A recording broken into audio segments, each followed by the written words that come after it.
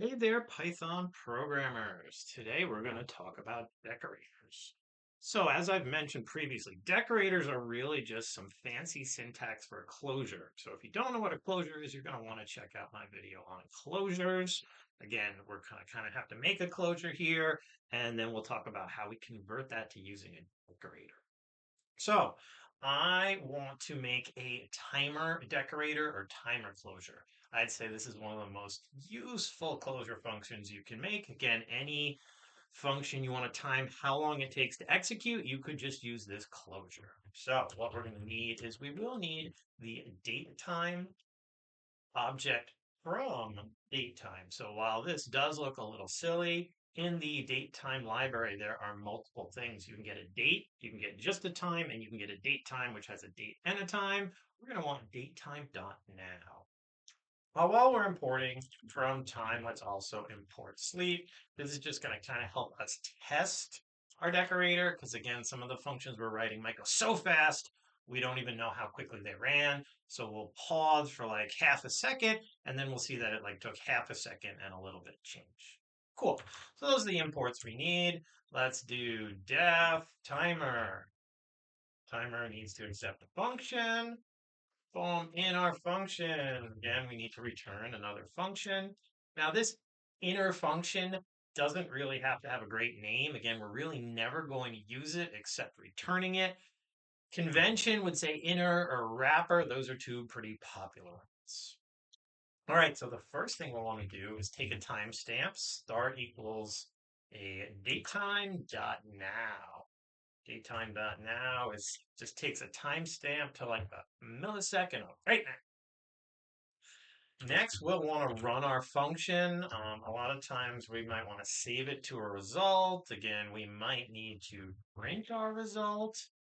So it's a good idea to build that in sometimes. But then now, so the function's executed. So now we want an end timestamp. Datetime dot now again. Let's calculate our elapsed time, which equals our end time minus our start. That's nice and simple. Let's print something like elapsed time, boom, boom. And then we can do our EL, elapsed. And then from this, I'd say we probably want to return that elapsed as well. And now, obviously, we need to return our inner function from timer. So again, it doesn't matter the naming here. You just want to name the same thing. And here is really, again, if you think, wow, Brad, that looks like a closure. Well, it really is. So let's define a simple function or two that we can actually close over. Let's just have them return. Again, super simple. And let's have this one be say bye. Something really similar of just return. See you soon. We all capitalize that. So we've got these two wonderful little functions here. Let's say we want to time invoking our say hi. So how we would do it was maybe something like call hello equals our timer function invoked. We have to pass say hi into it.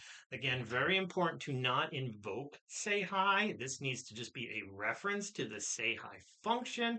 Again, what's going to happen is when timer's invoked, say hi gets passed in as our function.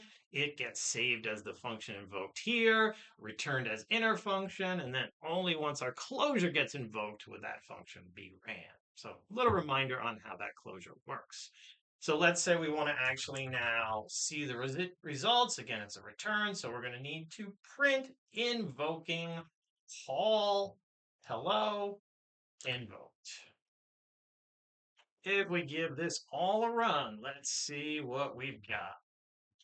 So we got our hello there. It gives us an elapsed time. Now, again, this is just returning a string that is so super fast.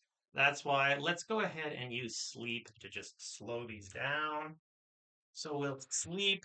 Sleep takes only a single argument, the number of seconds you want to sleep. So we'll do small, just 0.2 there, and we'll do a sleep of maybe zero point 0.3 here. And we haven't even done anything with this one yet. But again, let's just run it to see that happening. Oh, so there we go, right? We're seeing that, hey, look, we did pause for 2 seconds.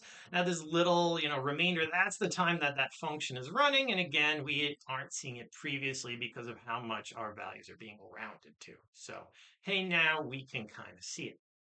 So at this point, we really haven't even done a decorator. We have just made a closure with the timer and the say hi function. So let's talk about how we would turn or how we would use decorators. Again, since a decorator is a closure, the only thing we need to do is do at timer above any function we want to basically create that closure on. So this at timer decorator here is really doing this line for us right here. Again, not like the most super saving on amount of code, but what it is the reusability. This decorator, this closure timer function, we can now just import timer anywhere else we needed to. And if we want to time a function, all we have to do is put this at timer decorator on it, and that's going to create our closure. So what at timer also lets us do is now we can just invoke those functions, just calling them. So we can just say hi right here like this to invoke it. But remember, we got to print the return though. So we'll print say hi here, and let's print say bye. Boom, boom. Yes, let's give them a run. And there we go. What happened? Well, we got the same result as when we had our closure. So again, it's really just a little bit of convenience or what we call syntactic sugar. But again, I can take this add timer function now. If I want to make a brand new function, let's call this one do stuff. Silly name for a function. But again, all we're going to do is put a loop in here. So we'll do count equals 0 for val in range. Let's do a range up to what I want to say 10 million. It's probably a good one. All we'll do is count plus equal 1. When we're done, we can return the count. So we'll see how high we counted up to. Perfect. Let's just go ahead and again, we'll invoke new stuff. But we want to decorate it, find out the length it takes. So we'll do an at timer. We go ahead and print do stuff. This definitely should take a little longer. So again, we don't have a sleep in here. Let's see how long it takes to do 10 million. Didn't take very long. Again, that is our third value here. So one last thing, let's take out those invocations.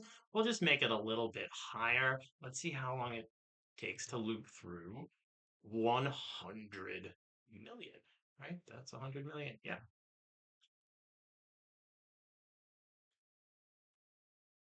Couple seconds probably. And hey, it took 1.9 seconds for our computer to go through that for loop 100 million times.